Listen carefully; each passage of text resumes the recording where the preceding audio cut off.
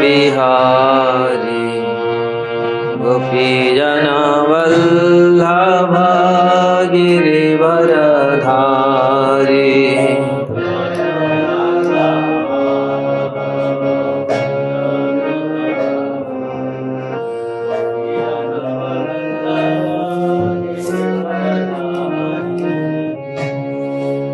जय राधा माधव कुंज बिहारी गोपीजन वल्लभ गिरिवरधारी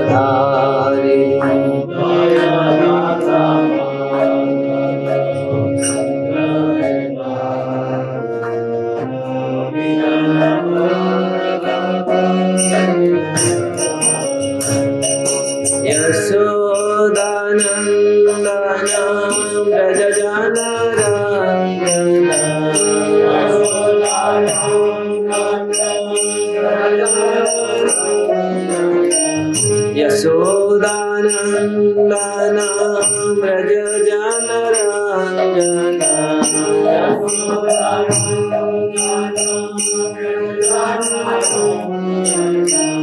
यमुना तीरवनचारी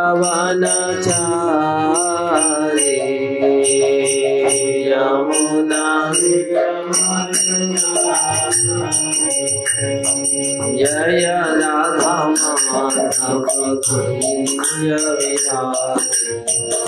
गोपीजन वल्लभ गिरिवरधारी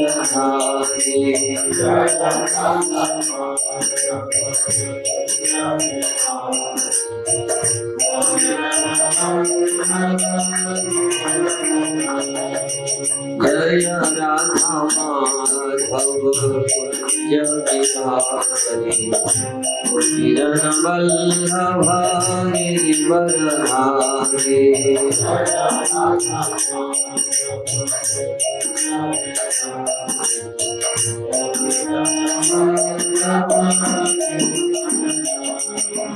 यशोदानंदन व्रज जनरंजन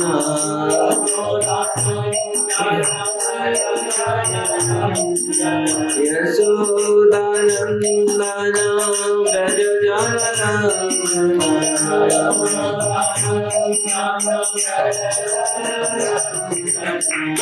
यमुना तीरवनचारी यमुना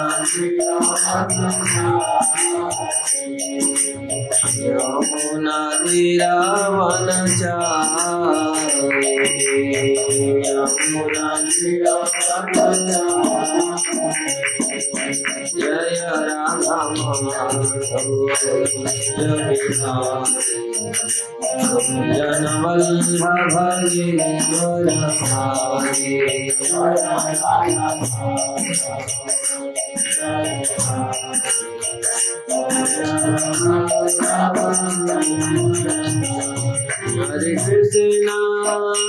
हरे कृष्णा कृष्ण कृष्ण हरे हरे हरे राम राम राम हरे हरे हरे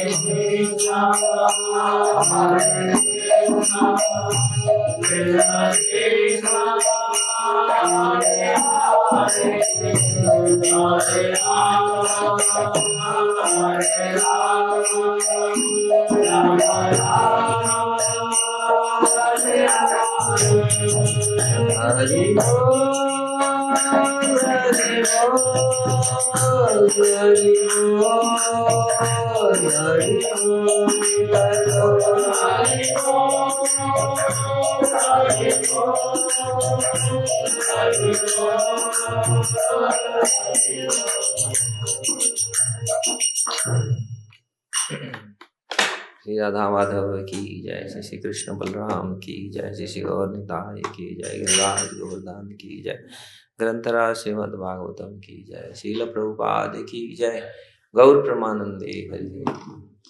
ओम नमो भगवते वासुदेवाय। ओम नमो भगवते ओम नमो भगवते वासुदेवाय।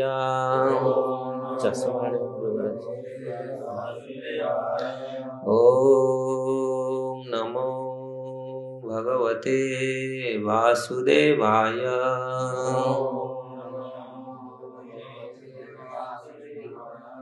नारायण नमस्कृत्य नरं चैव नरोत्तमं देवीं सरस्वतीं व्यास ततो जयमुदीरये।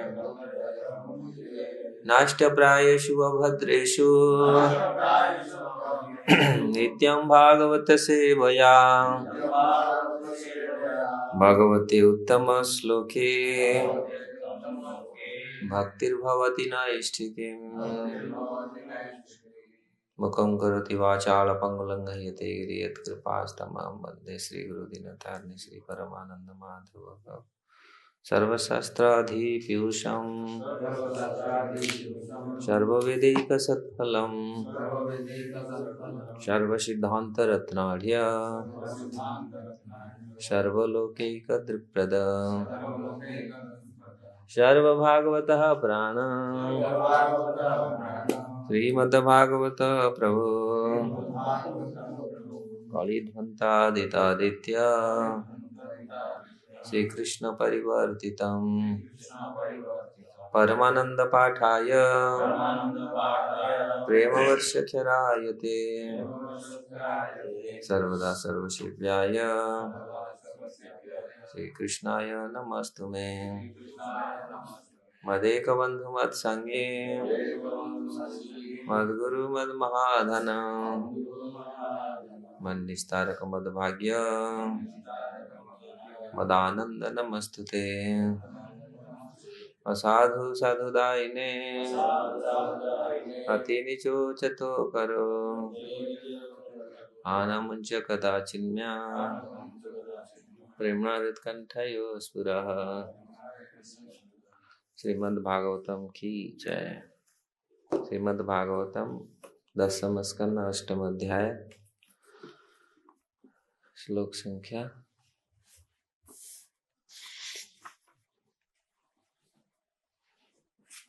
32 ना। एकदा क्रीडमानः राम आद्यः गोपदारकः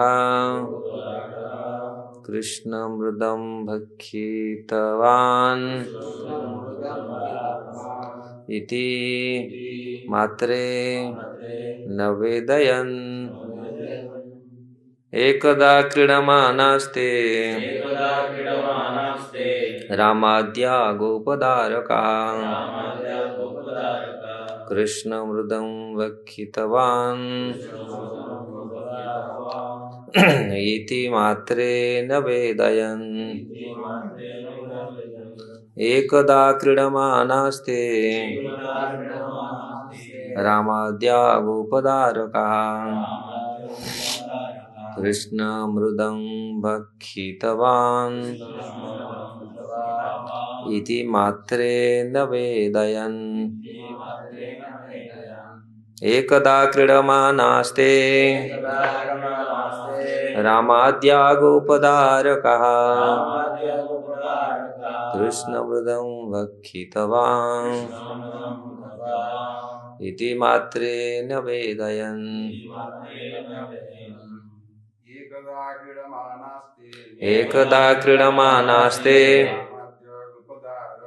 रामाद्या गोपदारकः कृष्णमृदं भक्षितवान् न वेदयन्। एकदा क्रीडमानास्ते रामाद्या गोपदारकः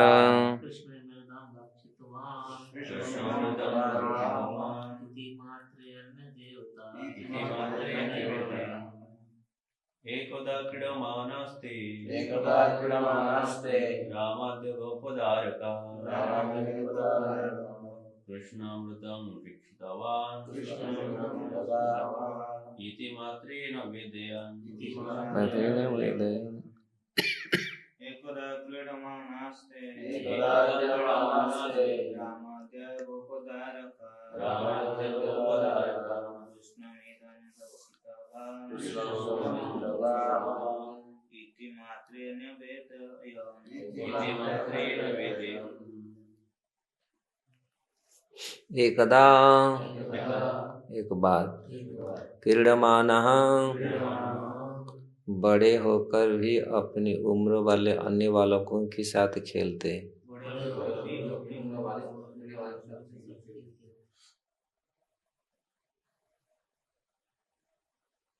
ते वे रामाद्यः बलराम तथा अन्य गोपदारकः ग्वालों के पड़ोस में पैदा हुए अन्य बालक कृष्ण मृदम भक्षितवान हे माता कृष्ण ने मिट्टी खाई है। इति इस प्रकार मात्रे माता यशोदा से निवेदन किया। श्लोक के अनुवाद तात्पर्य श्रील प्रभुपाद की जय। एक दिन जब कृष्ण अपने छोटे साथियों के साथ बलराम तथा अन्य गोप पुत्रों सहित खेल रहे थे तो उनके सारे साथियों ने एकत्र होकर माता यशोदा से शिकायत की कि कृष्ण ने मिट्टी खाई है। तात्पर्य यहाँ पर कृष्ण की एक अन्य दिव्य क्रीड़ा है जिसे गोपियों को प्रसन्न करने के लिए ढूंढ निकला गया। पहले तो कृष्ण द्वारा चोरी करने की शिकायत माता यशोदा से की गई किंतु उन्होंने कृष्ण को नहीं डांटा। अब एक और प्रयास में जिससे माता यशोदा क्रोध करे और उसे डांटे दूसरी शिकायत ढूंढ निकल गई कि कृष्ण ने मिट्टी खाई है। ओम ज्ञानम तिमिरंधस्य ज्ञानंजनं शलाकया चक्षुरुन्मिलितं येन तस्मै श्री गुरवे नमः। श्री चैतन्य मनोभीष्टं स्थापितं येन भूतले स्वयं रूप कदा मह्यं ददाति स्वपदान्तिकम्। वन्देऽहं श्रीगुरु श्रीयुक्तपदकमलं श्रीगुरु वैष्णवांश श्रीरूपं सागरजातं सहगण रघुनाथनीतं तं सजीवं साद्वैतं सावधूतं परिजनसहितं कृष्ण चैतन्यदेवं श्रीराधा कृष्णपाद सहगण ललिता श्रीविशाखान्वितांश्च। हे कृष्ण करुणा सिंधु दीनबंधु जगतपते गोपेश गोपिका कांत राधा कांत नमस्तुते। तप्त कांचन गौरांगी राधे वृंदावनेश्वरी वृषभानुसुते देवी प्रणमामि हरिप्रिये। वंशाकल्पतरुभ्यश्च कृपा सिन्धुभ्येव च पतितानं पावनेभ्यो वैष्णवेभ्यो नमो नमः। जय श्री कृष्ण चैतन्य प्रभु नित्यानंद श्री अद्वैत गदाधर शिवासादि गौर भक्त वृंदा। हरे कृष्ण कृष्ण कृष्ण हरे हरे हरे राम राम राम हरे हरे। तो श्रीमद् भागवतम के 10वें स्कंद अष्टम अध्याय भगवान के कृष्ण द्वारा अपने मुख के भीतर विराट रूप का प्रदर्शन के शीर्षक के अध्याय का हम लोग कई दिनों से इसका चर्चा कर रहे हैं। आज सुखदेव गोस्वामी श्लोक में ये ध्वनित कर रहे हैं, एकदा क्रीडमानास्ते रामाद्य गोपदारका। एक दिन जब भगवान अपने छोटे साथियों के साथ बलराम तथा अन्य गोप पुत्रों सहित खेल रहे थे तो उनके सारे साथियों ने एकत्र होकर के माता यशोदा से शिकायत की है कि कृष्ण ने मिट्टी खाई है। तो हमारे आचार्य लोग इसके पीछे कारण बता रहे हैं। वास्तविक भौतिक जगत में कोई भी चीज मिट्टी खाते हैं या बच्चे लोग मिट्टी भी खाते हैं, डॉक्टरों के पास जाना पड़ता है, इसमें कम हो गया विटामिन कम हो गया इसीलिए ये मिट्टी खा रहा है, बहुत सारे ऐसे चीज। तो लेकिन यहाँ जो भगवान या कोई भौतिक जगत में भौतिक चीजों की कमी होने से या शरीर का कुछ कमी होने से ऐसा कुछ दिखा गया है, लोग कैसे आचरण करते हैं, इस प्रकार खाते हैं। छोटे छोटे हम लोग देख रहे हैं, बछिया बछड़ा भी खाते हैं मिट्टी। लेकिन भगवान तो है, भगवान उनका क्या मिट्टी इस प्रकार ये क्या भौतिक कोई भी भौतिक प्रभाव द्वारा नियंत्रित नहीं है भगवान।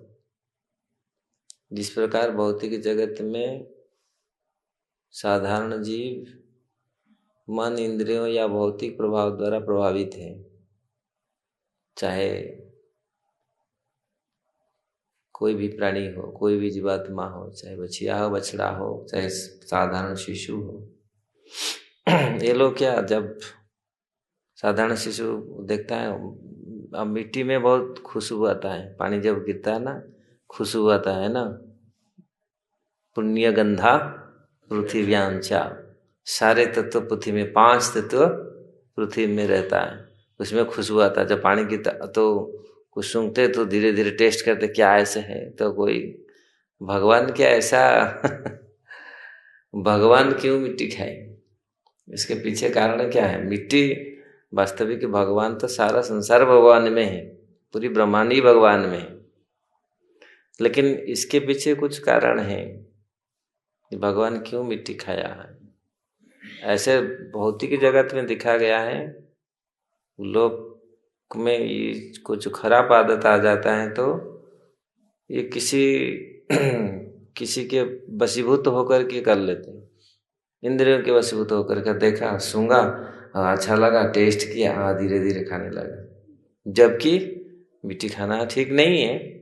लेकिन ऐसा भौतिक जगत में से देखा, किसी में कुछ खराब आदत पड़ जाता है। ऐसे हमारे गांव में एक बच्चा चुन्नी चोकोड़ भी खा जाता था, सब पशुओं का रहता था घर में, गांव में, तो वो चोकोड़ चुनी और ये वो जो क्या खल खा जाता था।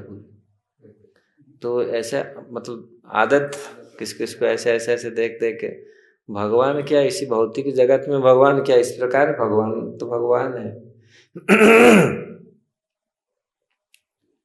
अरे भगवान ने इस प्रकार कार्य क्यों किया, तो इसलिए यहाँ हमारे आचार्य लोग को बोल रहे हैं, यहाँ पर कृष्ण एक अन्य क्रीड़ा है, दिव्य क्रीड़ा है, जिस गोपियों को प्रसन्न, इसलिए यहाँ जिसे गोपियों को प्रसन्न करने के लिए ये ढूंढ निकला गया है।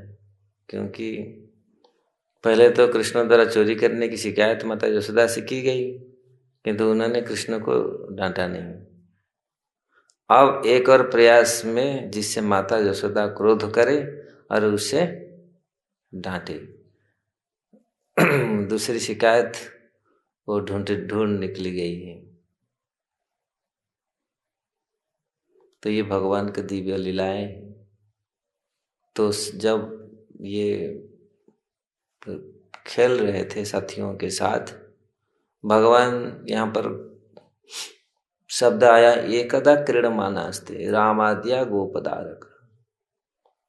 भगवान कृष्ण बलराम और अन्य ब्रजवासियों के बालों के साथ, गोप बालों के साथ खेल रहे थे, उनसे छोटे उम्र की। वो लोग देख लिया, भगवान मिट्टी खाए। ब्रह्मांड घाट में आज प्रसिद्ध वो लीला है जहाँ भगवान खाए थे मिट्टी। आज भी लोग ले जाते हैं मिट्टी को, बच्चों के लिए ले जाते हैं मिट्टी के करने के लिए, क्योंकि भगवान वहाँ पर मिट्टी खाए थे। और अब आगे आएगा जहाँ बलराम जी ने, क्योंकि माता यशोदा जो गोप बालकों के बात पर तो विश्वास करेगा, लेकिन हो भी सकता है विश्वास नहीं कर, लेकिन बलराम जी जब जाके बोलेंगे बलराम जी ने बोले, तो उन्होंने बोले नहीं नहीं, भगवान फिर शिकायत करेंगे, बोले नहीं नहीं, ये सब मेरी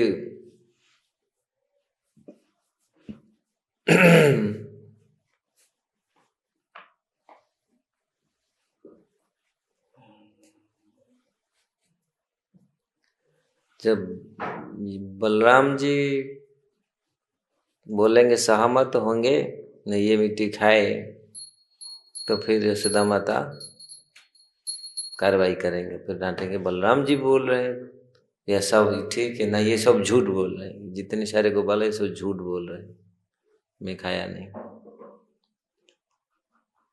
तो भगवान वास्तविक ऐसे दिखा जाए, भगवान कभी झूठ नहीं बोलते। भगवान जो बोलते हैं सत्य, क्योंकि सत्य है।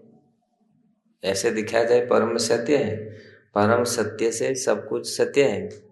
और भगवान जो कुछ बोलते हैं वो कभी ऐसे क्या झूठ ऐसे कार्य करते हैं, लेकिन ये भगवान का दिव्य लीला है। इनको समझने के लिए इसको समझने के लिए हमारे पास बुद्धि होना चाहिए। क्यों भगवान ऐसे सब कार्य कर रहे हैं? भगवान होकर के ऐसे कार्य क्यों करते हैं? भगवान होकर कोई रोता है क्या? भगवान तो आनंद के उससे है, सारे आनंद उनमें है, तो फिर भगवान रो रहे क्यों? इसलिए भगवान का जो भगवत्ता या भगवान का जो ऐश्वर्य का वर्णन किया गया है, ये बहुत सारे विरोधाभास भगवान में है। भगवान आनंद है, पूरी आनंद है, लेकिन फिर भी रोते हैं, ये भी चीज इसमें है। भगवान पूरा कंप्लीट है, पूर्ण है, पूरी, उनमें कुछ जरूरत नहीं है, फिर लग रहे हैं उनको भूख लग रहा है। तो ये क्योंकि भगवान अगर चाहे वो भूल जाए, भगवान है ना। कभी कोई लोग सोचते भगवान है कैसे भूल गए? भगवान चाहते हैं हाँ ठीक है, मैं कुछ समय के लिए भूलना चाहता हूँ, तो उनकी शक्ति है, जोगमाया है, उनको बुला देती है। भगवान कुछ भूल सकते हैं क्या? नहीं, ऐसा है भी संभव भी है। भगवान बोलते हैं हाँ भूल गए, तो भगवान कैसे भूल गए? तो उसके पीछे भी हर भगवान जो कार्य करते हैं, उनके जो जितनी सारी एक्टिविटी है, तो उनके पीछे बहुत अनंत अर्थ होता है, अनंत कारण होता है। ऐसा हम लोग नहीं कह सकते तो भगवान होकर के चोरी कैसा किया, मिट्टी कैसे खाया, ये तो भगवान कैसा हो सकता है? भगवान होकर के रोया कैसा? पत्नी भाग गया, पत्नी को रावण ले लिया, रोया, ऐसे रो रहा है कैसे? सीधा मतलब पार्वती जी के मन में ये आया, कैसे रो रहा है? भगवान शिव बोले नहीं, वो ऐसे रो रहे, लीला कर रहे। तो इनके मन में संदेह हुआ, तो कैसे? तो ये सारे वही तर्क हम लोग देख सकते हैं। भगवान क्या राम रोते थे? रो रहे थे, वास्तविक ये लीला है, क्योंकि इसका करना पत्नी वो सीता देवी चले गए, ये रो रहे हैं। प्रसिद्ध कथा है वो, रावण कैसे ले गया सीता को। चैतन्य चेतावंत वरने ब्राह्मण ने खाया ही नहीं, महाप्रभु को निमंत्रण कर लिया, बनाया नहीं प्रसाद। उन्होंने कैसा ना हो, बदमाश रावण ने हाथ लगा दिया जगत जननी सीता माता को और हरण करके ले गया, मैं कैसे खाऊं? तो बोला नहीं, वो महाप्रभु बोले नहीं, असली सीता माता को कोई टच नहीं, स्पर्श नहीं कर सकता। वो तो छाया सीता को ले गई, माया सीता को ले गई, वो असली सीता को ले नहीं गई, उनकी माया सीता को ले गई। फिर वो बोला अच्छा ले नहीं, फिर महाप्रभु प्रमाण कहाँ से देंगे इसका, महाप्रभु तो बोल दिए ये है। तो फिर उन्होंने पुराण से जा रहे थे, पढ़ वो कुर्म पुराण ना ऐसे कुछ कुर्म पुराण पढ़ रहे थे, उसमें वो प्रसंग आया, उसमें लिखा है वास्तविक कैसे छाया सीता माया सीता को लेके गया रावण, असली सीता को कैसे भगवान भेज दिया। जाने से पहले जानते थे ये लीला आगे आने वाला है, तो असली सीता को वो छुपा दिए, भेज दिए अग्निदेव के साथ, तो उधर रह जाओ, फिर मैं बाद में आपसे ले लूँगा।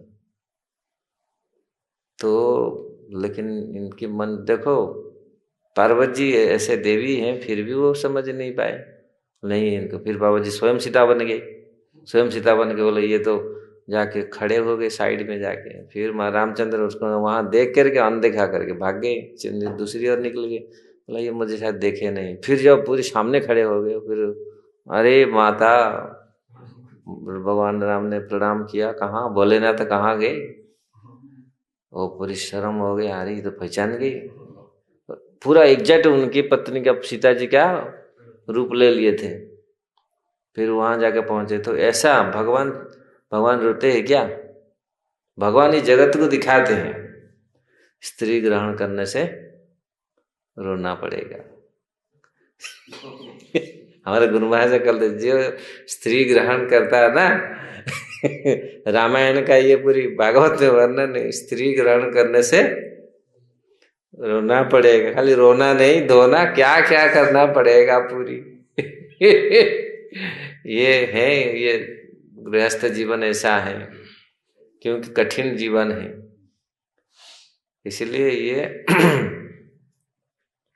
भगवान को मालूम था ये सब। तो ये लीला है, कभी कभी लोग समझ नहीं पाते, अरे भगवान होकर के ऐसे कार्य कैसे किया।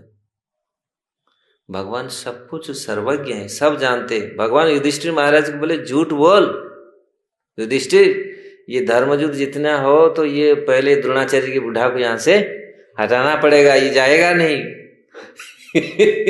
सब लोग तो बोल दिया अपना जाने का, भीष्मदेव बोल दिए, सब लोग बोल दिए, ये भाई बोलेगा नहीं, इसको हटाना पड़ेगा, कैसे ना, ये झूठ नहीं से क्या। भगवान को मालूम है द्रोणाचार्य का आसक्ति उनके पुत्र में है, बहुत आसक्ति है पुत्र में। बोला ये बहुत आसक्ति, इतना आचार्य होकर के ये पुत्र में इतनी आसक्ति नहीं होना चाहिए, वही आसक्ति इसका मृत्यु का कारण बनेगा। भौतिक जगत में कोई भी वस्तु प्रति जो आसक्ति होते हैं ना, आसक्ति रहना नहीं चाहिए, वही आसक्ति हमारा दुख का कारण होता है। आप देखिए जहाँ जहाँ जिस वस्तु में बहुत आपका आसक्ति है, उस थोड़ा बहुत ये होने से जिसी को ज्यादा हम लोग को दुख क्यों होता है, शरीर के प्रति हम बहुत आसक्त रहते हैं, इसलिए थोड़ा सा हुआ अरे ये हो जाएगा, ये हो जाएगा, तो पूरा बहुत कष्ट होता है ना। जहां भी पुत्र परिवार जिस वस्तु में खाने में, जिस कोई खाना आपको खा लिया, अरे भाई क्योंकि आपका खाना खाने में आसक्ति है, अरे मेरे को मिलेगा नहीं, फिर तो लड़ाई करे, हाँ क्यों खा दिया। कोई भी वस्तु में, जो भी वस्तु में आपका आसक्ति है, पैसा में, धन में, दौलत में कोई बहुत लोगों का कुछ में आसक्ति नहीं, लेकिन सम्मान होना चाहिए। अगर सम्मान नहीं मिला, ब्राह्मण का कुछ जरूरत नहीं, ब्राह्मण का सम्मान होना चाहिए। अगर सम्मान नहीं मिलेगा तो गुस्सा होंगे। तो इस प्रकार अलग अलग हर चीज का, तो इसलिए महाप्रभु बोलते ये सब चीज छोड़ो, प्रणादपि सुनीचे न तरुरपि सहिष्णुना।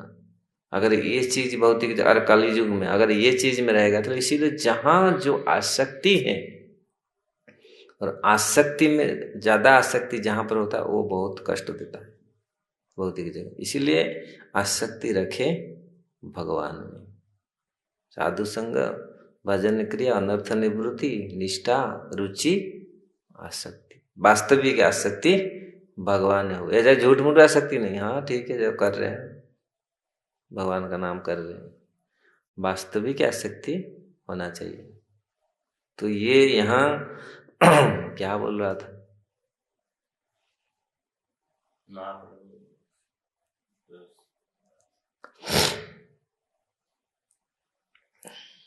भगवान को दिव्य लीला, तो भगवान का दिव्य लीला को समझने के लिए तो ये वास्तविक नहीं, इससे आगे पहले तापर आपण चैतन्य महाप्रभु से जो राम इससे पहले नहीं, माटी का तो आप लोग ध्यान नहीं दे रहे। हाँ, बेटा का प्रति आसक्ति। हाँ, क्या किसके आसक्ति था? द्रोणाचार्य। हाँ, ये आप लोग सुन नहीं रहे। तो द्रोणाचार्य भगवान ने बोले ये बहुत आसक्ति उसके पुत्र के प्रति, इसलिए यही इसका तुम झूठ बोलो, इसका बेटा मर गया। और बेटा मर गया मतलब ये सब कुछ छोड़ करके बढ़ जाएगा और जूत फूत कुछ नहीं करेगा, ये तो पागल हो जाएगा पूरी, ये तो इसका मति भ्रष्ट हो जाएगा, यार सब कुछ छोड़ देगा, पूरी चला जाएगा। नहीं तो ये जाएगा नहीं, ये ऐसा, ये जाएंगे नहीं। तो युधिष्ठिर महाराज बोले कैसे, मैं तो इतने दिनों से कभी झूठ नहीं बोला, मैं तो सत्य हर समय सत्य बोला, झूठ कैसे बोल सकता। लेकिन भगवान बोले ठीक है, झूठ नहीं बोला तो ठीक है, लड़ो, वो मर रहा है, मरेगा ऐसे सबका पूरी खत्म करेगा। तो भगवान यहाँ भगवान बोलने पर ही वो झूठ नहीं बोले, इसीलिए उनको नरक जाना पड़ा, देखना पड़ा। बोल देते तो उन्होंने हिचके, आधा झूठ आधा सच बोले। नरेवा गुंजरे अस्वस्थमा हत, नर या हाथी, गुंजर मतलब हाथी ये दोनों कोई ना कोई मर गया एक। अस्वस्थमा हत, अस्वस्थमा नाम का एक गज था, हाथी था। भगवान भीम को बोले इसको मार, इसको। भीम ने एक गदा दिया, वो खत्म। तो उसी समय तो उन्होंने युधिष्ठिर महाराज बोला हाँ अस्वस्थमा खत्म हो, नरे बा गुंजरे अस्वस्थमा हथ, अस्वस्थमा मर गया। तो द्रोणाचार्य सुने, हाँ। युधिष्ठिर महाराज पूछे, हाँ नरे बा गुंजरे अस्वस्थमा हथ, बेटा पुत्र। तो बहुत आसक्ति था पुत्र के प्रति। फिर वो पुत्र चला गया, बस फिर वो पूरा सब कुछ छोड़ करके बैठ गए।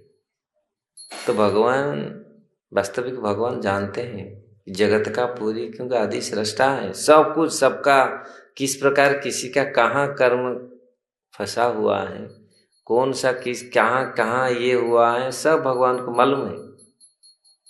इसलिए किस माध्यम से ये जाएंगे, इनका कहाँ अटक रहा है मन वचन, कहाँ आसक्ति है, तो वो चीज भगवान को सब कुछ मालूम है। इसीलिए भगवान ये युक्ति। लेकिन युधिष्ठिर महाराज, लास्ट में युधिष्ठिर महाराज वो गए स्वर्गारोहण किए, लास्ट में उन्होंने आपको जाना पड़ेगा उधर। फिर वो लोग फिर गए, युधिष्ठिर महाराज क्यों, बोला नहीं आप भगवान के बात में आप संदेह किया था, झूठ। भगवान बोले झूठ बोलो।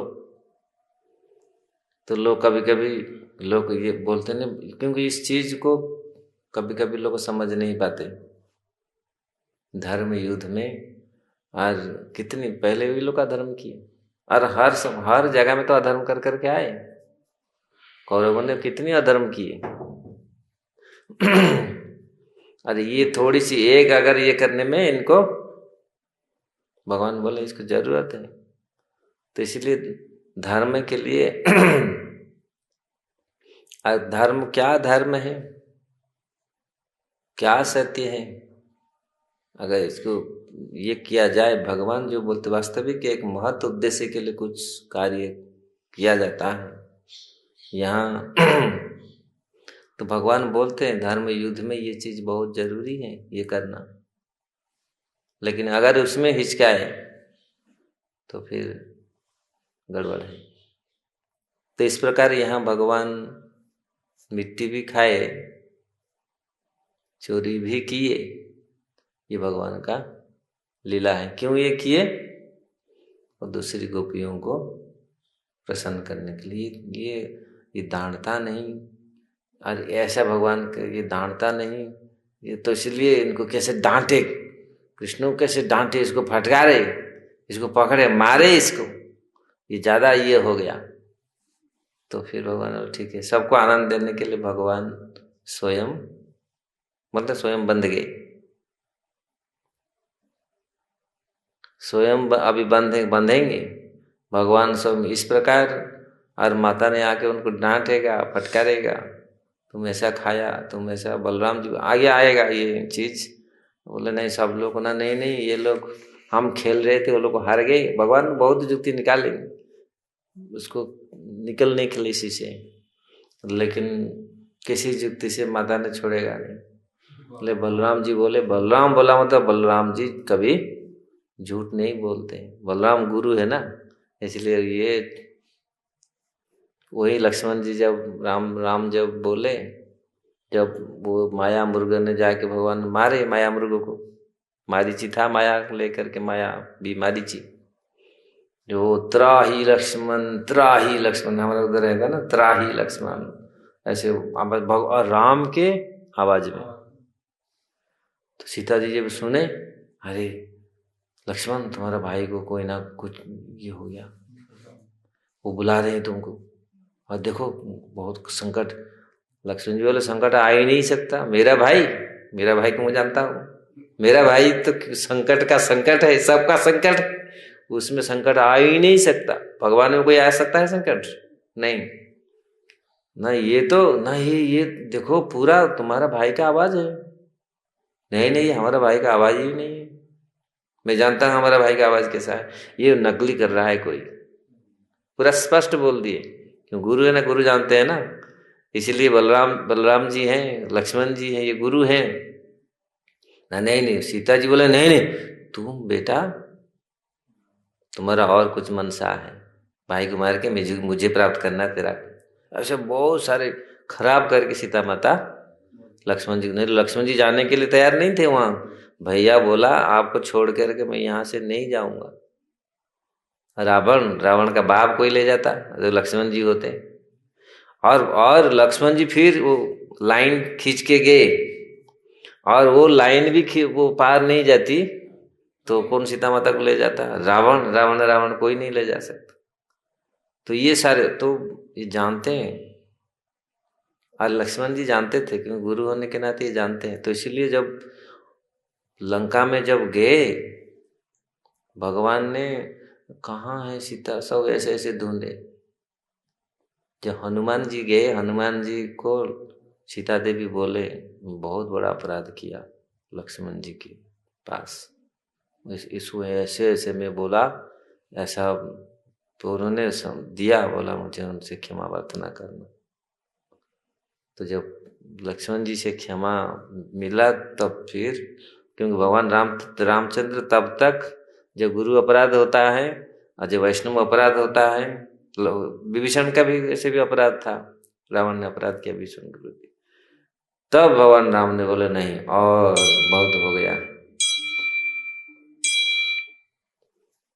बहुत हो गया, अभी खत्म कर ले। उससे जब ये देखा, इसीलिए जहां भी ऐसा होता है तो इसके पीछे अनेक अर्थ होता है। महाप्रभु भी सची माता को बोले, ये सची माता ने बहुत गाली दे दिया था, ये मेरा सारे बेटाओं का बाबा सन्यासी बना दिया, ये अद्वैत है ना, ये महाधृत, ये तो बहुत ऐसे ऐसे करके बोले, ये मेरे पूरे सारे दोनों पुत्रों को सन्यासी बना दिया।